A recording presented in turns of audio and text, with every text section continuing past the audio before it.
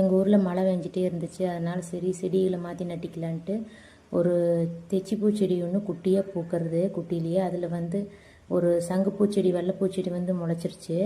அது நல்லா வேரூனிருச்சு பாருங்கள். இதை எடுத்து மாற்றி நட்டலின்னா அந்த தெச்சிப்பூ வந்து வளராது.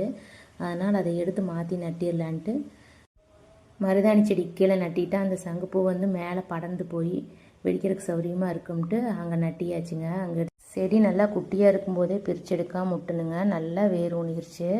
எடுக்கிறதுக்கு ரொம்ப சிரமமாக போயிடுச்சு. இப்போ அந்த செடி நட்டி அதுக்கு தண்ணி முட்டாச்சு. போன வாரம் அம்மா ஊருக்கு போயிட்டு தூதுவளம் செடி ஒன்று கொடுத்துட்டாங்க அம்மா. அதையும் நட்டாமையே இருந்த பேக்குள்ளேயே இன்னொரு செடிக்குள்ளே பதியம் போட்டு விட்ருந்தனுங்க. அதையும் இன்றைக்கி எடுத்து நட்டி விட்டுறலான்ட்டு இன்றைக்கி கொஞ்சம் தண்ணி விட்ருக்கறனுங்க. மழை நல்லா தூரிட்டு இருக்குது அப்பப்போ. அதனால் இந்த ஈரமரிக்கையிலே வச்சிட்டோம்னா மழை தண்ணிக்கு நல்லா வந்துடுங்க. மழைக்கு பருங்கு செடி நட்டி தண்ணி விட்டேன். இந்த தூதுவளம் தலையும் அப்படித்தானுங்க. பக்கத்தில் ஒரு பேரிச்சி மலை நாற்று எப்படி வந்ததுனே தெரியல. தானாக சாப்பிட்டு போட்ட விதையில் வந்தது போல் இருக்குதுங்க. அது பக்கத்தில் நட்டி விட்டால் அதுவும் நல்லா படர்ந்து வந்துக்கு. தூதுவளம் தலை கொடி மாதிரி வர்றதானுங்க. தூதுவளம் செடியில் கொஞ்சம் முள் அதிகமாக இருக்குமுங்க. அதை பொறிக்கும்போது மட்டும் கொஞ்சம் பார்த்து பொறிக்கணும், இல்லாட்டி கை பூரா முள் எரிக்குமுங்க.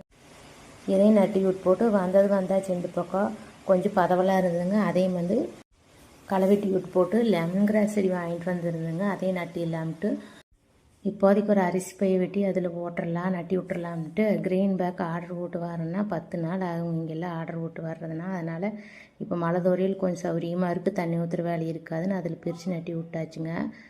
மண் கொண்டு வந்து பையில் ஒட்டி குப்பை மண்ணும் கொண்டு வந்து ஒட்டி நட்டி விட்டாச்சுங்க ரெண்டையுமே. என்னை விட பையனுக்கு தானுங்க ரொம்ப ஆசை செடிகளாக நட்டோன்னு. அவனுக்காகவே இப்போ வந்து இந்த செடி வேலையெல்லாம் செஞ்சிட்ருக்குறனுங்க. மழை விடாமல் பெய்யறனால வாசலெல்லாம் பாசம் முடிச்சு கிடக்குதுங்க. நம்மளுக்கு பகலுக்கு ஓட துணைக்கு 2 பைரவரும் இருக்கிறாங்க. அது பெரியவர் வந்து படுத்து தூங்கிடுவாருங்க. அப்பப்போ எந்திரிச்சு மட்டும் பார்த்துட்டு அப்படியே படுத்துக்குவாருங்க.